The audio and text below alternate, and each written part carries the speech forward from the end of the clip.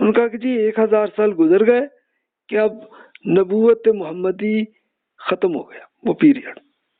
اچھا اب یہ آپ کو یاد ہوگا کہ پچھلے لیکچر میں نے ڈیٹیل سے عرض کیا تھا کہ یہ آئیڈیاز جو ملینیم کا تھا تو یہ ایک آئیڈیا پھیلا ہوا تھا کہ جناب ہر ملین جب ختم ہوتا ہے 1000 سال تب اس میں کوئی نئی آتا ہے معاملہ. تو بادشاہ اکبر نے بھی سنا ہوگا تو انہوں نے بھی یہ پھیلا دیا کہ ٹھیک ہے بھی اب وہ 1592 میں ہونا تھا 1000 ہجری، لیکن بہرحال انہوں نے ذرا 10 سال پہلے ہی کر لیا. اور پھر یہ اپنی بیعت کا اعلان انہوں نے کیا کہ بھی بیعت کرو میرے ساتھ آگے، لا الہ الا اللہ اکبر خلیفۃ اللہ، یعنی مطلب یہ ہے کہ اللہ کے سوا کوئی خدا نہیں ہے اور اس اللہ کا جو خلیفہ ہے وہ اکبر ہے. خلیفہ کا مطلب ایمبیسیڈر، وہ میں ہوں. یعنی مقصد یہ تھا کہ ہندو مت اور اسلام میں ایک انضمام کیا جائے، ریکنسلیشن کر لی جائے، تو مقصد یہ تھا. اب اس کے لیے انہوں نے جو رسم ایجاد کی دین الہی کی وہ میں ڈیٹیل عرض کرتا ہوں آپ کو. یہ عبد القادر بدیونی صاحب 1615 میں فوت ہوئے، انہوں نے اس زمانے میں یہ تاریخ لکھی ہے. تو منتخب التواریخ، تو اس سے آپ کو خود اندازہ ہو سکتا ہے کہ یہ 1615 میں جب وہ فوت ہوئے ہیں تو اس سے ان کی زندگی میں ہی یہ دین الہی ہوا تھا. انہوں نے لکھی پوری ڈیٹیل، کیا لکھی کہ سورج اور آگ کی تعظیم کی جانے لگی، طلوع آفتاب، زوال اور غروب آفتاب میں عبادت کا ٹائم رکھ دیا. دریائے گنگا کی پانی کو مقدس حیثیت طے کر لیا قانونی طور پہ. یعنی چونکہ ہندو حضرات کے یہاں گنگا دریا جو ہے وہ بڑا پاک دریا ہے اور اس پہ وہ بڑی عقیدت رکھتے ہیں، تو یہ بادشاہ اکبر پہ بھی وہی آئیڈیا آ گیا. اور وہ لگتا یہی ہے کہ ان کے کچھ اسکالرس کا بھی آیا ہوگا اور کچھ ان کی بیگم حضرات جو ہندو تھیں ان کے اثرات آ رہے ہو گئے. سجدہ تعظیمی، یہ ایک نئی چیز انہوں نے ایجاد کی. وہ ایجاد یہ کی کہ آ کے بادشاہ پہ سجدہ کرو. تو اب جو بھی ان کے مرید ہونے لگے تو مجبوراً کرنا پڑا. ملاقات کے وقت السلام علیکم کے بجائے اللہ اکبر جل جلالہ یہ انہوں نے کر لیا. اگر اللہ اکبر کرتے تو چلو بات تو ٹھیک تھی، اللہ ایک ہے. جل جلالہ کا مطلب یہ ہے کہ یہ بادشاہ کے بارے میں یہ بات چل رہی ہے کہ بھی آپ کی یہ جو بہت شاندار آپ کی جو حیثیت ہے وہی رہے آپ کی. مطلب یہ اس کا بنا فارسی میں، کیونکہ فارسی میں ہی چل رہا تھا نا یہ. اب جشن نوروز یہ ایک ایرانی ایک جشن تھا، تو اس کو انہوں نے کر لیا کیونکہ ایرانی آ گئے تھے تو ان کو کہنے پہ انہوں نے کر لیا. اور پھر دیگر ایرانی اور ہندو تہوار جیسے شیوراتری، رکشا بندھن، یہ انہوں نے یہ اپنے محل کے اندر بھی یہ سلسلہ شروع کر دیا. اب یہ شیوراتری مجھے علم نہیں ہے اس کا، لیکن رکشا بندھن کا مطلب یہ تھا کہ یہ ایک بڑا اچھا طریقہ ہندوؤں کے ہے کہ ایک خاتون اگر ایک مرد کو بھائی بنا لے تو پھر وہ اس کے اوپر ایک باقاعدہ کپڑے کا کچھ حصہ جو ہے وہ ذرا سا اس پہ باندھ دیتی ہیں کہ جی آپ ہمیشہ میرے بھائی ہوں گے. یعنی مطلب یہ ہے کہ آپ سے شادی نہیں ہوگی. تو یہ ایک ساتھ تو یہ پھر کیا کہ انہوں نے بادشاہ اکبر نے یہ بھی اس کو اپنے اندر شامل کر لیا. دربار میں نماز پہ پابندی کر دی کہ نہیں بھی میرے دربار میں آ کے نماز نہیں پڑھنی تم نے، کیونکہ تم نے خدا تک پہنچنا ہے تو خدا سے تعلق میرے ساتھ پہلے کرو اور میں پھر خدا سے تمہارا تعلق کراؤں گا. مقام نبوت، صحابہ کرام اور شاعر اسلام کی تجلیل کا ایک سلسلہ ہونا شروع ہوا. یعنی مقام نبوت، یعنی انہوں نے یعنی یہ اب کچھ الفاظ ہی لگتے ہیں کہ کچھ صحابہ پہ یا خود رسول اللہ صلی اللہ علیہ وسلم پہ کوئی تنقید کا آتا ہے. اب ہمیں معلوم نہیں ہے کہ کس طرح کا کیا ہوگا انہوں نے. آخرت کے عقیدے کے بجائے تناسخ کا جو ہندو عقیدہ ہے وہ اس کو مان لیا گیا.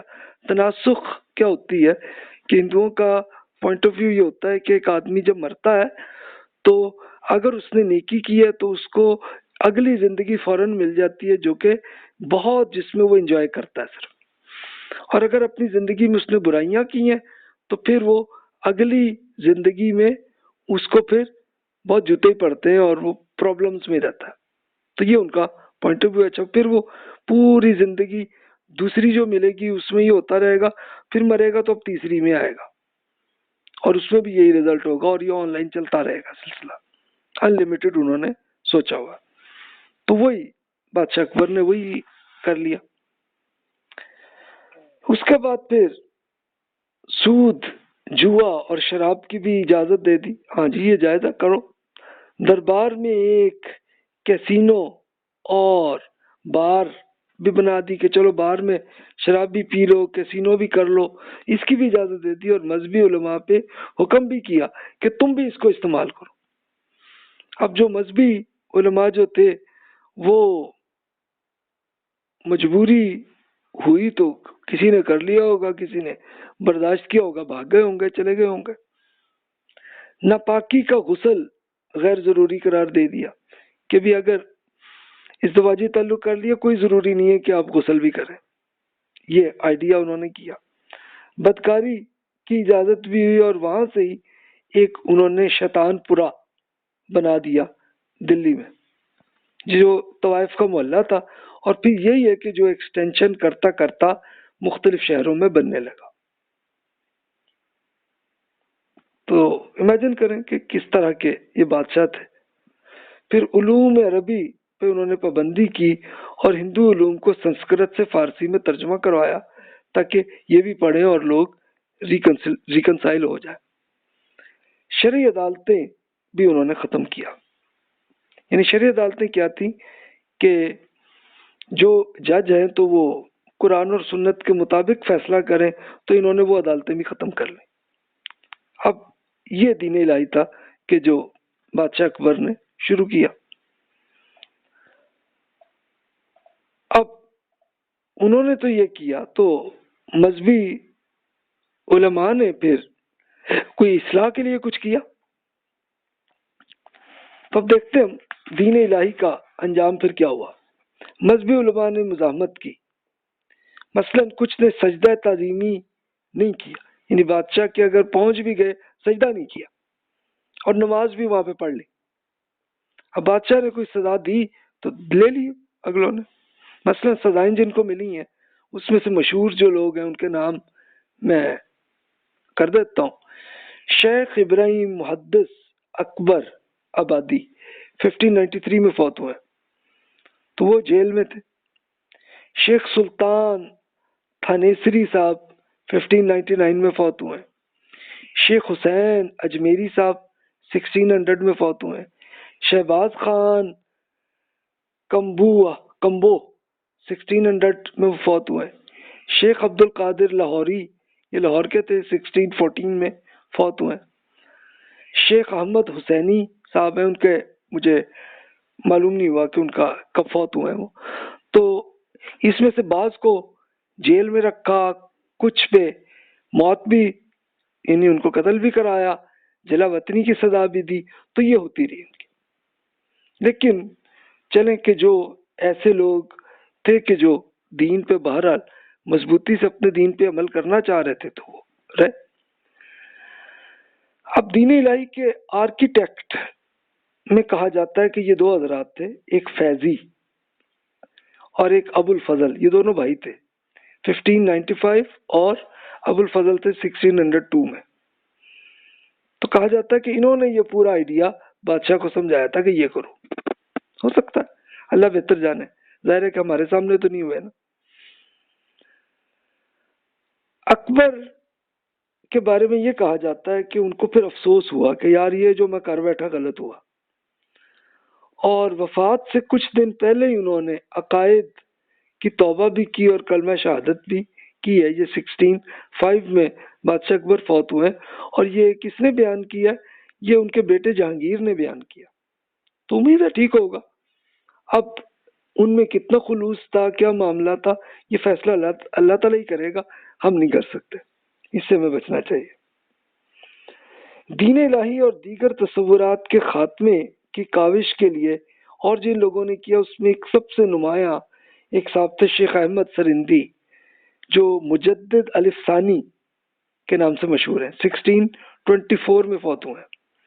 وہ قیدی رہے، سزا ان کو رہی، لیکن وہاں قید میں جیل کے اندر انہوں نے یہ دعوت پھیلاتے رہے، بادشاہ تک میسج پہنچاتے رہے اور درباریوں کو بھی ان کی بھی تعلیم کرتے رہے۔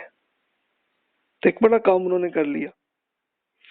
ان کو مجدد الف ثانی اس لیے کہتے ہیں، مجدد کا مطلب تو پچھلے لیکچرز میں آپ نے سنا ہوگا، ایک حدیث میں ہے نا کہ اللہ تعالیٰ ہر ٹائم میں ایسے لوگ پیدا کرتا رہتا ہے کہ جو دوبارہ ریفریش کرتا رہے، تاکہ دین میں اگر لوگوں میں جو غلطیاں آئی ہوں تو اس کو ٹھیک کرتے رہے۔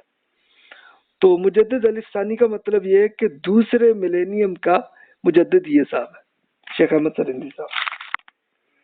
تو بہرحال انہوں نے بڑی ایفرٹ کی اور خیر ان پہ سزا یہی ملی کہ وہ جیل میں رہے، لیکن چلو وہ اپنا کام کرتے رہے۔ اور انہوں نے ایک بڑا فلسفہ یہ انہوں نے بیان کیا، وحدت الوجود کا جو تصور تھا اس پہ تنقید کی، اور انہوں نے بتایا کہ بھی وحدت الشہود کا یہ جو آئیڈیا ہے یہ صحیح ہے۔ اب یہ وحدت الشہود کا کیا ہے کہ یہ جو آپ کہہ رہے ہیں کہ کائنات کی ہر چیز ہی خدا ہے، تو یہ نہیں ہے، بلکہ یہ جو کچھ ہے یہ صرف ایک طرح کا ایک سایہ ہی ہے، بس اور کچھ نہیں۔ یعنی اصل خدا اللہ تعالیٰ ہی ہے، اور اللہ تعالیٰ کا جو اثر ہمیں نظر آ جاتا ہے تو بس وہ ہے، سایہ ہے بس خدا کا۔ تو یہ انہوں نے ایک آئیڈیا دیا تھا۔ اب ان کا آئیڈیا درست ہے یا نہیں ہے تو اس پہ آپ خود فیصلہ کیجئے گا۔ اینٹی شریعت تصوف اور ملینیرین تحریکوں پہ بڑی تنقید کی ہے۔ اب شیخ احمد سرندی صاحب کی اپنی بکس بھی ہیں تو اس کو ہم پڑھ سکتے ہیں۔ انہوں نے تصوف پہ بھی ایسے خاص طور پہ ایسے صوفی حضرات کہ جو شریعت پہ عمل نہیں کرتے تھے تو ان پہ بڑی تنقید ہے۔ یہ بالکل اسی طرح کی ہے جیسے ابن تیمیہ صاحب کی پوری ڈیٹیل میں نے پچھلے لیکچر میں بیان کی تھی۔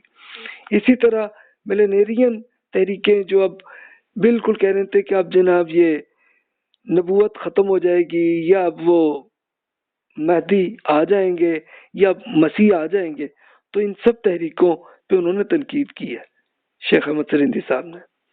اور ایک دلچسپ کام انہوں نے کیا کہ علم حدیث کی تعلیم انہوں نے کیا، ورنہ اس زمانے میں یہ ہو چکا تھا کہ پورے انڈیا میں اب قرآن پاک کو بھی تعویذ کے طور پہ ہی پڑھتے تھے، اس کو سمجھتے نہیں تھے، اور احادیث کو نہیں پڑھتے تھے۔ تو اب یہ آیا کہ اب یہ حدیث پڑھیں بھی، یہ پڑھنے کی چیز ہے۔ تو یہ شیخ احمد سرندی صاحب نے ایک یہ کام کیا۔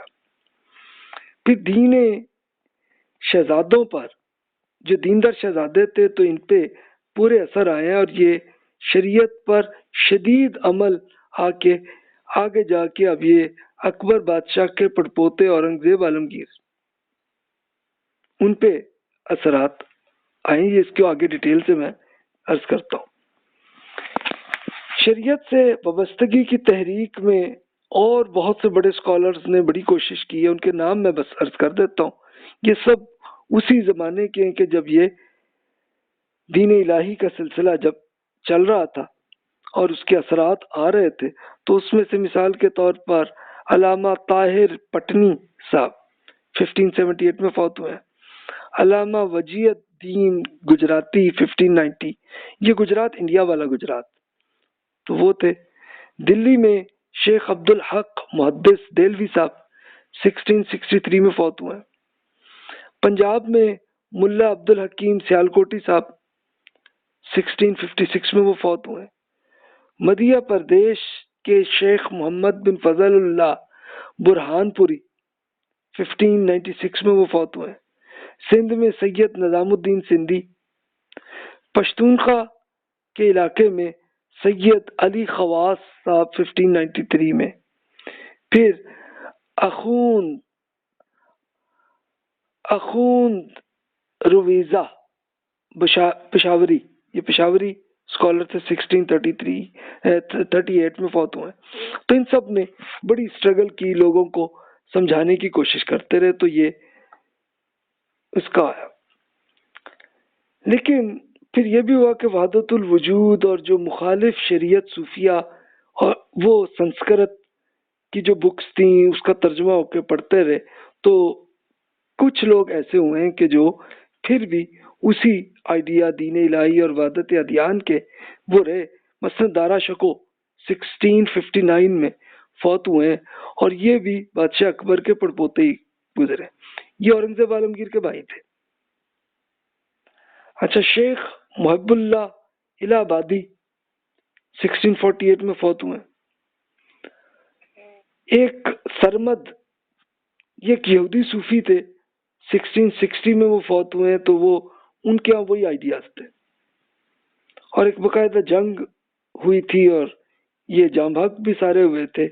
تو اب سیکولر اسکالرز جو ہیں بڑا ماتم کرتے ہیں اورنگزیب عالمگیر کا کہ انہوں نے دیکھو سرمد کو قتل کیا اور یہ دارا شکو کو قتل کیا، تو اس پہ وہ کرتے ہیں، وہ کہتے ہیں کہ یہ اورنگزیب عالمگیر تو پورے شریعت پہ عمل کرنے والے بن گئے تھے۔ تو بہرحال یہ اس طرح کا بھی آئیڈیاز یہ بھی چل رہے تھے۔ تو جناب یہاں پہ ہم اس کو ختم کرتے ہیں، تو آگے ہم یہ دیکھیں گے اصلاحی تحریکوں میں اورنگزیب عالمگیر نے کیا کیا ابھی۔